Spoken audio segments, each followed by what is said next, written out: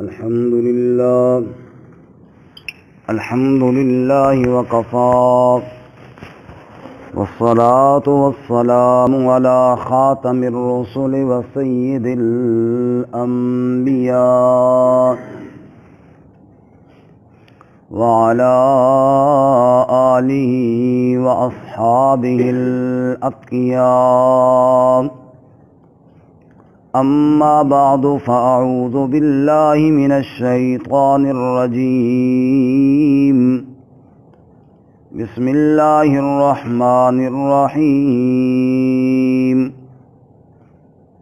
وكذلك جعلناكم أمة وسطا لتكونوا شهداء على الناس ويكون الرسول عليكم شهيدا. وما جعلنا القبلة التي كنت عليها إلا لنعلم من يتبع الرسول ممن ينقلب على عقبيه وإن كانت لكبيرة إلا على الذين هدى الله وما كان الله ليضيع إيمانكم إن الله بالناس لرؤوف رحيم.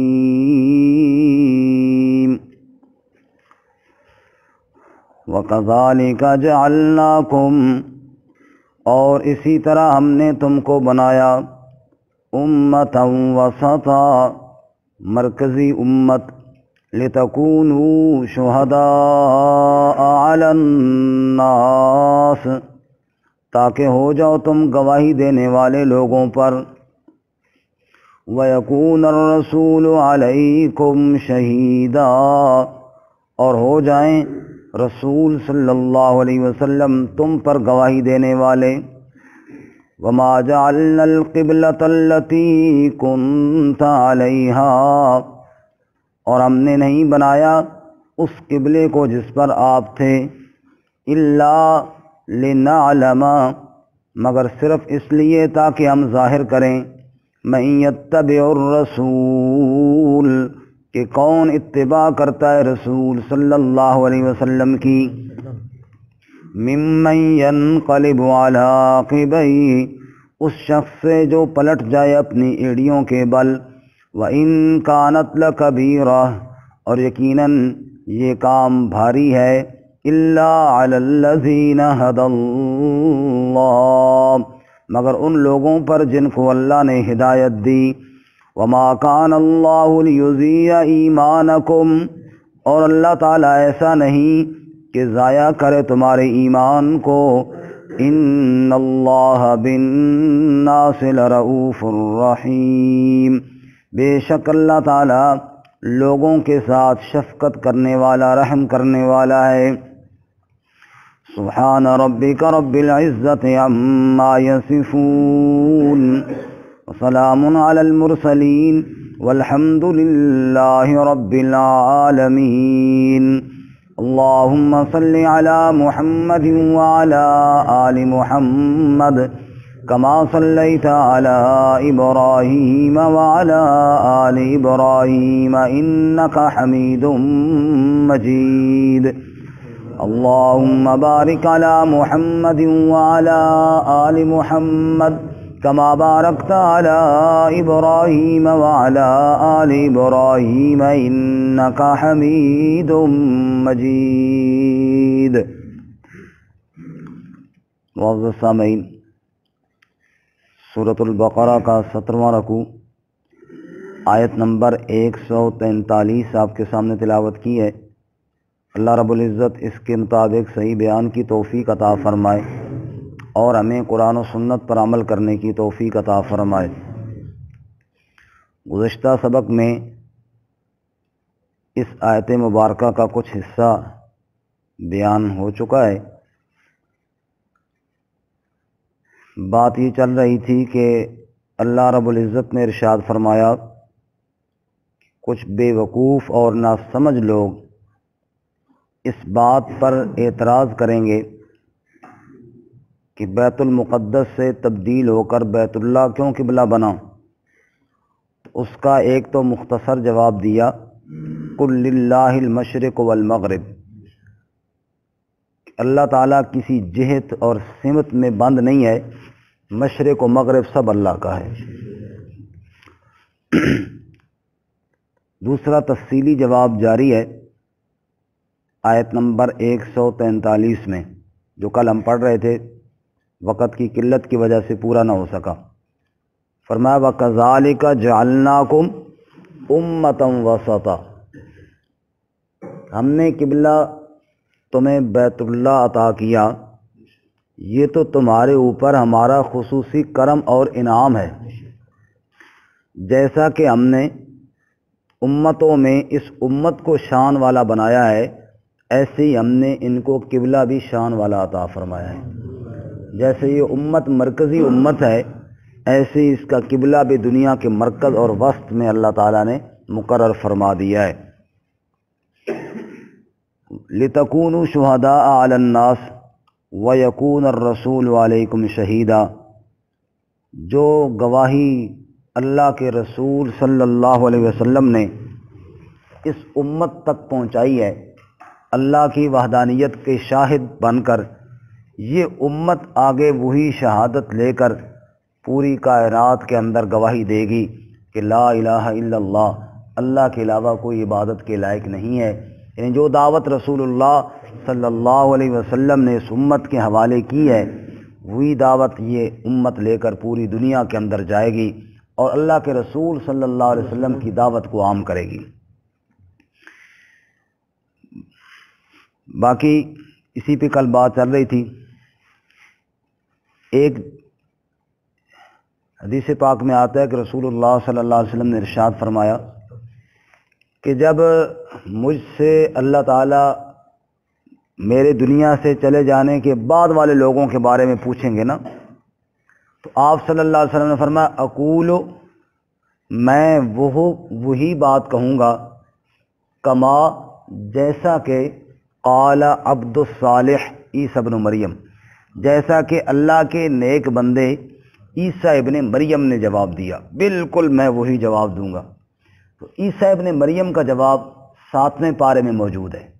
جب عیسیٰ ابن مریم سے اللہ تعالیٰ پوچھیں گے، ذرا وہ آپ دیکھ لیں تاکہ پھر رسول اللہ صلی اللہ علیہ وسلم کی گواہی بالکل سامنے آ جائے گی۔ سورۃ المائدہ بالکل آخر پہ ہے جی، صفحہ نمبر ہے 115، 7واں پارہ صفحہ نمبر 115، اور سورۃ المائدہ ہے، آیت نمبر 116 ہے، صفحہ نمبر 115 اور آیت نمبر 116۔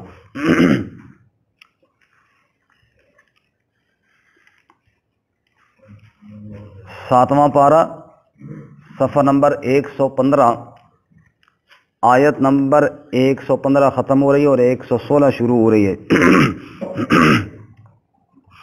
فرمایا وَإِذْ قَالَ اللَّهُ، اور جب اللہ تعالیٰ کہے گا یعنی قیامت کے روز، یا عیسیٰ ابن مریم، اے مریم کے بیٹے عیسیٰ، اَأَنْتَ قُلْتَ لِلنَّاسِ، کیا تو نے کہا تھا لوگوں سے، اتخذونی و امی الہین من دون اللہ، کہ مجھے اور میری امی یعنی مریم کو الہ بنا لو اللہ کے علاوہ، تو نے کہا تھا۔ اب عیسیٰ علیہ السلام کا جواب سننا اور رسول اللہ صلی اللہ علیہ وسلم کی وہ بات بھی ذہن میں رکھنا کہ آپ نے فرمایا کہ میں بھی ویسا ہی کہوں گا جیسا عیسیٰ ابن مریم نے جواب دیا۔ جب عیسیٰ علیہ السلام سے اللہ تعالیٰ پوچھیں گے تو نے کہا تھا، قال، جواب عیسیٰ، قال سبحانک، یا اللہ تو پاک ہے، ما یکون لی ان اقول ما لیس لی بحق، میرے لیے مناسب نہ تھا کہ میں وہ بات کہتا جس کا مجھے حق نہیں پہنچتا۔ یا اللہ تیرے ساتھ شریک بننے کا مجھے تو حق نہیں پہنچتا، میں نے تو نہیں کہا۔ ان کنت قلتہ فقد علمت، اگر میں نے کہا ہوتا یا اللہ تجھے تو معلوم ہوتا، یا اللہ تو سب کچھ جانتا ہے نا، تعلم ما فی نفسی، تو جانتا ہے جو میرے دل میں ہے، اس کو بھی جانتا ہے، ولا علم ما فی نفسک، اور میں نہیں جانتا جو تیرے دل میں ہے۔ انکا انت علام الغیوب، بے شک تو ہی سب غیبوں کا جاننے والا ہے۔ ما قلت لہم، میں نے ان کو اور کچھ نہیں کہا، الا ما امرتنی بہ، سوائے اس کے جو تو نے مجھے حکم دیا تھا، تیرا حکم ہی پہنچایا۔ وہ کون سا حکم تھا؟ کہ ان اعبدوا اللہ ربی و ربکم، کہ اللہ ہی کی عبادت کرو جو میرا بھی رب ہے اور تمہارا بھی رب ہے۔ وَكُنْتُ عَلَيْهِمْ شَهِيدًا مَا دُمْتُ فِيهِمْ، یہ لفظ شہید آیا، وَكُنْتُ عَلَيْهِمْ شَهِيدًا مَا دُمْتُ فِيهِمْ، اور میں ان پر گواہی دینے والا ہوں جب تک میں ان میں رہا۔ فَلَمَّا تَوَفَّيْتَنِي، بس جب تو نے مجھے اٹھا لیا، كُنْتَ أَنْتَ الرَّقِيبُ عَلَيْهِمْ، پھر تو ہی نگران تھا ان پر۔ وَأَنْتَ عَلَىٰ كُلِّ شَيْءٍ شَهِيدٌ، اور ہر چیز پر شہید اور حاضر یا اللہ تو ہی ہے، میں نہیں ہوں بات کیا۔ تو رسول اللہ صلی اللہ علیہ وسلم فرماتے ہیں میں بھی وہی بات کہوں گا جو عیسیٰ ابن مریم نے کہی۔ اب اسی سوال کو رسول اللہ صلی اللہ علیہ وسلم کے متعلق اس حدیث کی روشنی میں لے لینا، جب اللہ تعالیٰ پوچھے گا میرے محمد کریم صلی اللہ علیہ وسلم آپ کے بعد لوگوں نے کیا کیا، کسی نے آپ کو پکارا، کسی نے کیا کیا، تو نبی پاک صلی اللہ علیہ وسلم فرمائیں گے میں بھی اسی طرح کہوں گا جس طرح عیسیٰ ابن مریم نے کہا، میں بھی کہوں گا کنت علیہم شہیدا ما دمت فیہم، جب تک میں وہاں تھا تب تک تو یا اللہ میں تیری عبادت کی طرف بلاتا رہا۔ فلما توفیتنی کنت انت الرقیب علیہم، جب تو نے مجھے اٹھا لیا پھر بعد کی باتیں یا اللہ تو ہی بہتر جانتا ہے۔ واپس آئیے جی، لِتَكُونُوا شُهَدَاءَ عَلَى النَّاسِ وَيَكُونَ الرَّسُولُ عَلَيْكُمْ شَهِيدًا، رسول شہید ہوں گے، گواہی دیں گے، کیسے دیں گے؟ جیسے عیسیٰ ابن مریم نے دی، اور رسول فرمائیں گے یا اللہ جب تک میں تھا تیری عبادت کی طرف بلاتا رہا، اور جب تو نے مجھے اٹھا لیا پھر جناب بعد کے حالات تو ہی جانتا ہے۔ اب اللہ تعالیٰ ایک قبلے کی تبدیلی کی ایک اور حکمت بیان کرتے ہیں۔ ایک حکمت تو یہ بتائی نا کہ تم امت مرکزی ہو اس لیے تمہیں قبلہ بھی مرکزی دیا۔ دوسری حکمت یہ بیان کرتے ہیں کہ دیکھو بعض منافقین بھی اوپر سے ہم بھی جی آپ کی اتباع کرنے والے ہیں، ہم بھی آپ صلی اللہ علیہ وسلم پر ایمان لانے والے ہیں، جیسے جب ایسے احکامات آتے تھے نا تو مخلصین تو اللہ کے نبی کے حکم کے تابع ہوتے تھے، جو اللہ کے نبی نے فرمایا ٹھیک ہے، بس پہلے یہ بتایا حکم اللہ کا حکم تھا ہم اس پہ عمل کر رہے تھے، اب تبدیل ہو گیا تھا ہم اس پہ عمل کریں گے۔ اور جو منافقین ہوتے تھے وہ اعتراض کرتے تھے، جب اعتراض کرتے تھے تو بھانڈا پھوٹ جاتا تھا کہ مخلص کوئی نہیں ہے، اگر مخلص ہوتے تو اعتراض نہ کرتے نبی پاک صلی اللہ علیہ وسلم کے فیصلے پر، اب جب اعتراض کر رہے ہیں معلوم ہے یہ مخلص نہیں ہے، منافقین ہیں۔ اللہ فرماتے ہیں حکم کی تبدیلی سے مخلصین اور منافقین کی پہچان ہو گئی ہے، یہ فائدہ ہو گیا۔ اللہ کو تو پہلے سے پتہ تھا، لوگوں پہ ظاہر ہو گئے۔ فرمایا وما جعلنا القبلہ، اور ہم نے اس قبلے کو نہیں بنایا، یعنی مقصد اور کوئی نہیں ہے، التی کنت علیہا جس پر آپ تھے، الا مگر لنعلم، لفظی میں نے تاکہ ہم جان لیں، اللہ تو جانتا ہے، مطلب یہ ہے کہ تاکہ ہم ظاہر کر دیں، کیونکہ چھپے ہوئے تھے، اب ہم جان لیں، یعنی لوگ سارے جان لیں کہ یہ بے ایمان تھے منافق، جو اوپر سے تو کہہ رہے تھے کہ ہم جناب ایمان لائے ہیں، لیکن جب اللہ کے نبی نے اللہ کا یہ حکم سنایا تو انکار کر گئے۔ اور چنانچہ ایسے ہوا بھی، بعض منافقین اس موقع پہ پہچان ہو گئی ان کی کہ انہوں نے کہا جی وہ پہلے ادھر منہ کر نماز پڑھتے، اب ہم نہیں پڑھتے جی، نہ پڑھو جی، کیونکہ ان کا مقصد یہی تھا کہ ایمان تو تھا کوئی نہیں، صرف شکوک و شبہات پیدا کرنا مقصد تھا۔ الا لنعلم، تاکہ ظاہر ہو جائے، من یتبع الرسول، کون اتباع کرتا ہے رسول صلی اللہ علیہ وسلم کی، ممن ینقلب علی عقبیہ، اس شخص سے ینقلب جو لوٹ جائے، علی عقبیہ ایڑیوں کے بل، انسان سیدھا چلتا ہے نا، میرا جدھر منہ ہے میں آگے چلوں آپ ادھر آگے چلیں تو پنجوں کے بل چلتا ہے، پنجے آگے ہوتے ہیں نا پاؤں کے، ایڑی پیچھے ہوتی ہے، اور اگر ریورس گیئر لگ جائے تو پھر ایڑی آگے ہوتی ہے پنجے پیچھے ہوتے ہیں۔ ممن ینقلب علی عقبیہ، جو ایڑیوں کے بل لوٹ جائے یعنی پیچھے ہٹ جائے، مطلب یہ ہے کہ پیچھے ہٹ جائے۔ کون نبی پاک صلی اللہ علیہ وسلم کی اتباع میں آگے بڑھتا ہے اور کون ہے ریورس گیئر میں پیچھے ہٹ جاتا ہے۔ اللہ فرماتے حکم کی تبدیلی سے ایسے بے ایمانوں کا پتہ چل جاتا ہے، اور ہر ایک سمجھ جاتا ہے کہ یہ جناب اوپر سے ماننے والے تھے، ورنہ نبی پاک صلی اللہ علیہ وسلم نے حکم دیا ہے تو دیکھو نا جو مخلصین تھے انہوں نے تو بدر میں کیا کہا، یا رسول اللہ صلی اللہ علیہ وسلم، مقابلے میں 3 گنا بڑا لشکر ہے، اسلحے سے لیس ہے، ان کے پاس سب کچھ موجود ہے، ہمارے پاس کچھ نہیں ہے، طاقت بھی کوئی نہیں ہے، تعداد بھی کوئی نہیں ہے، اسلحہ بھی کوئی نہیں ہے، لیکن اللہ کے نبی اگر آپ ہمیں سمندر میں کود جانے کا حکم دیں یا بھڑکتی ہوئی آگ میں چھلانگ لگانے کا حکم دیں، ہم وہ نہیں ہیں جنہوں نے موسیٰ علیہ السلام کو کہا تھا فَاذْهَبْ أَنْتَ وَرَبُّكَ فَقَاتِلَا إِنَّا هَاهُنَا قَاعِدُونَ، موسیٰ تو اور تیرا رب جا کر لڑائی کرو، ہم تو نہیں جاتے، ہم تو ادھر بیٹھیں گے۔ یا رسول اللہ ہم وہ نہیں ہیں، آپ ہمیں جہاں بھی حکم دیں گے ہم وہیں کود پڑیں گے اور پیچھے نہیں ہٹیں گے۔ یہ تو تھے مخلصین۔ اور جو منافقین تھے انہوں نے ہر جگہ پہ پنگا ڈالا، قبلہ تبدیل ہوا تو یہاں پہ اعتراض کیا، اور جب احد کے میدان میں جا رہے تھے تو مشورہ ہوا کہ لڑائی مدینہ کے اندر رہ کے کرے یا باہر رہ کر کرے۔ اب عبداللہ بن ابی اس کی رائے یہ تھی کہ نہیں مدینہ کے اندر ہی رہ کر کریں، اور اتفاق سے نبی صلی اللہ علیہ وسلم کی شروع میں یہی رائے تھی، لیکن اکثر کی رائے یہ تھی کہ باہر جائیں۔ آخر اسی پہ فیصلہ ہوگا بھائی ٹھیک ہے جی باہر چلتے ہیں، کیونکہ مشوروں میں ہوتا ہی ہے، ہر ایک کی رائے مختلف ہوتی ہے، آخر میں ایک بات طے ہو جاتی ہے، بس پھر اس پہ عمل کیا جاتا ہے۔ اب جب باہر نکلنے کے لیے چلے نا تو عبداللہ بن ابی تھوڑا آگے تک تو گیا، پھر کہنے لگا ہم نے جو کہا تھا کہ اندر رہ کے لڑائی کریں، ہماری بات نہیں مانی گئی، ہم کیوں جائیں؟ چنانچہ اپنے ساتھیوں کو لے کے وہاں سے واپس پلٹ آیا۔ ایسے موقعوں پر پہچان ہو جاتی ہے کہ مخلص کون ہے اور منافق کون ہے۔ اللہ فرماتے ہیں یہ پہچان بھی ایک مقصد تھا قبلہ کی تبدیلی کا مخلصین اور منافقین میں۔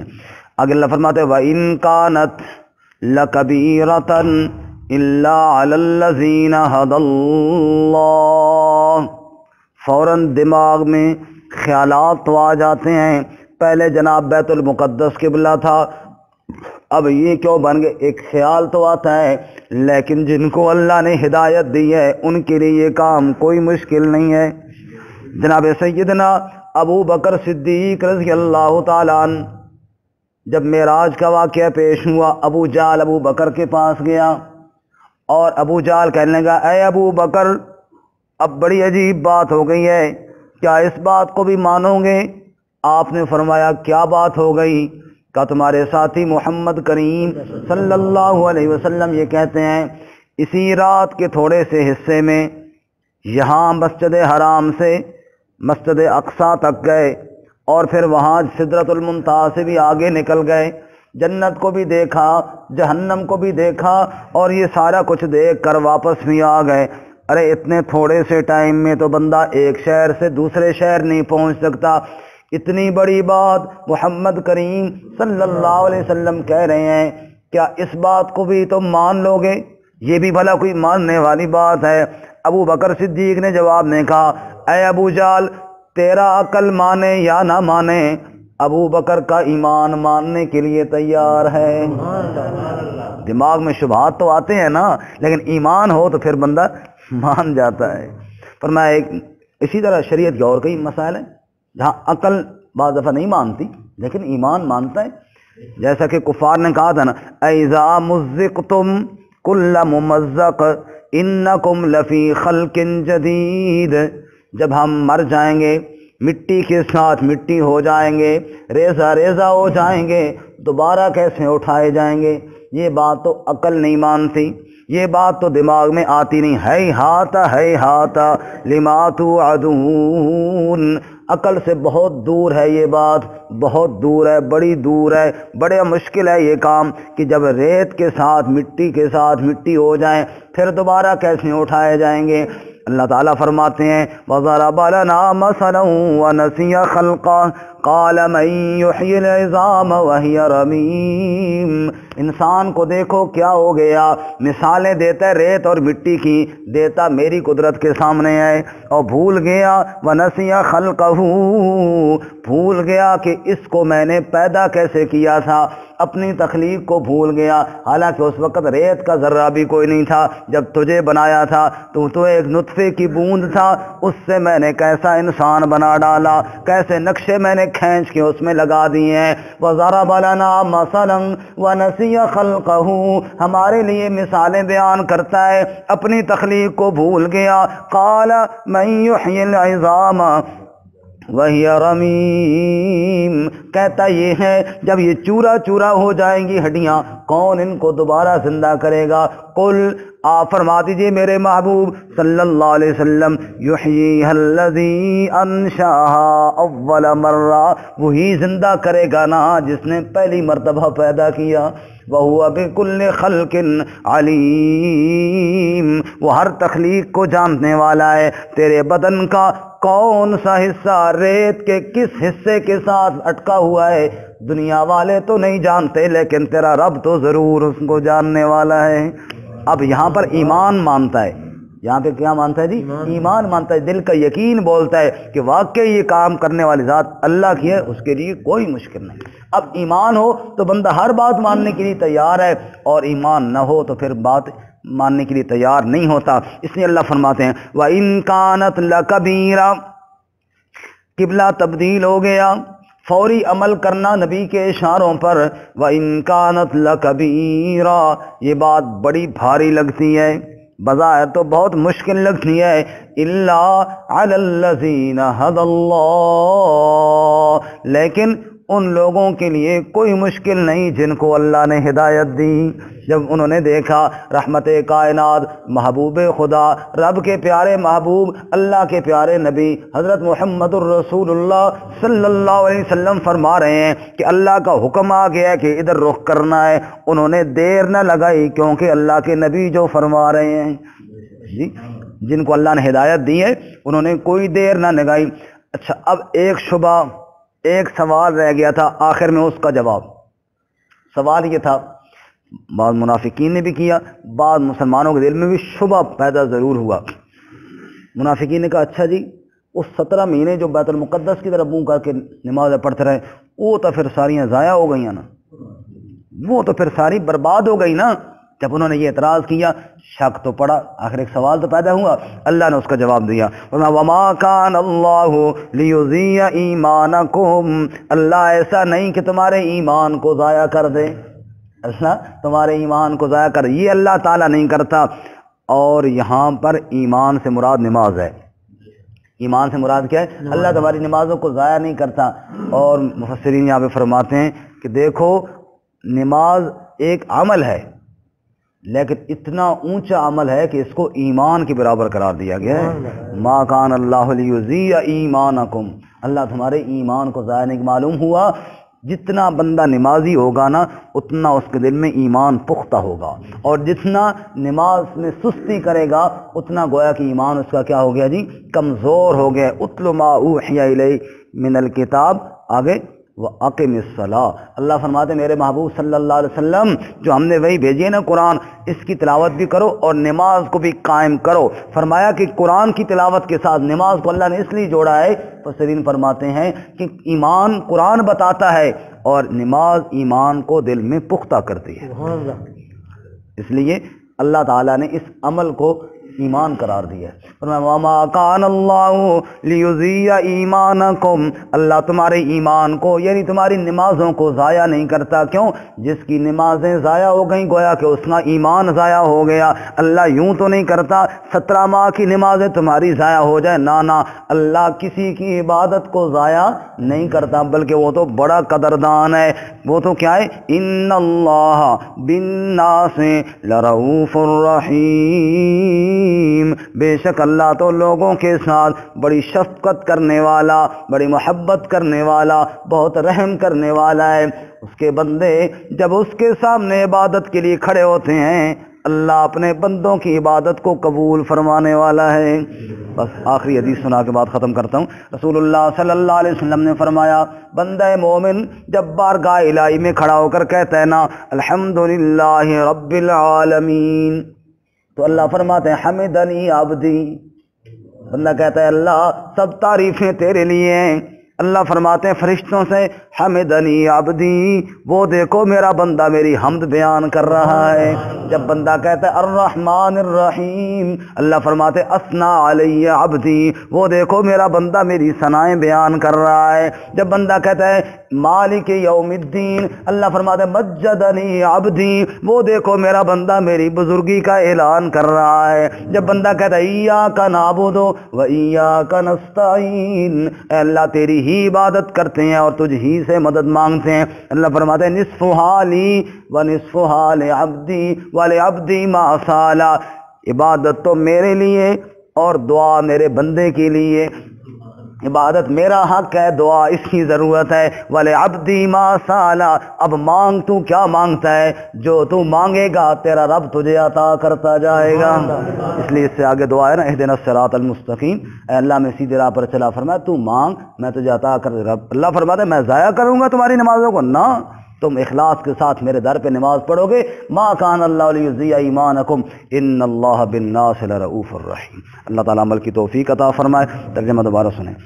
وَكَذَلِكَ جَعَلْنَاكُمْ أُمَّةً وَسَطًا، اور اسی طرح ہم نے تمہیں مرکزی امت بنایا، لِتَكُونُوا شُهَدَاءَ عَلَى النَّاسِ، تاکہ تم ہو جاؤ گواہی دینے والے لوگوں پر، وَيَكُونَ الرَّسُولُ عَلَيْكُمْ شَهِيدًا، اور ہو جائیں رسول صلی اللہ علیہ وسلم تم پر گواہی دینے والے۔ وَمَا جَعَلْنَا الْقِبْلَةَ الَّتِي كُنْتَ عَلَيْهَا، اور ہم نے نہیں بنایا یعنی نہیں مقصد بنایا اس قبلے کا جس پر آپ تھے، الا مگر لنعلم، تاکہ ہم ظاہر کریں، من یتبع الرسول، کون اتباع کرتا ہے رسول صلی اللہ علیہ وسلم کی، ممن ینقلب علی عقبیہ، اس شخص سے جو لوٹ جائے اپنی ایڑیوں کے بل، وَإِن كَانَتْ لَكَبِيرَةً إِلَّا عَلَى الَّذِينَ هَدَى اللَّهُ، اور یقیناً یہ کام بھاری ہے مگر ان لوگوں پر کوئی بھاری نہیں جن کو اللہ نے ہدایت دی۔ وَمَا كَانَ اللہ لیضیع ایمانکم،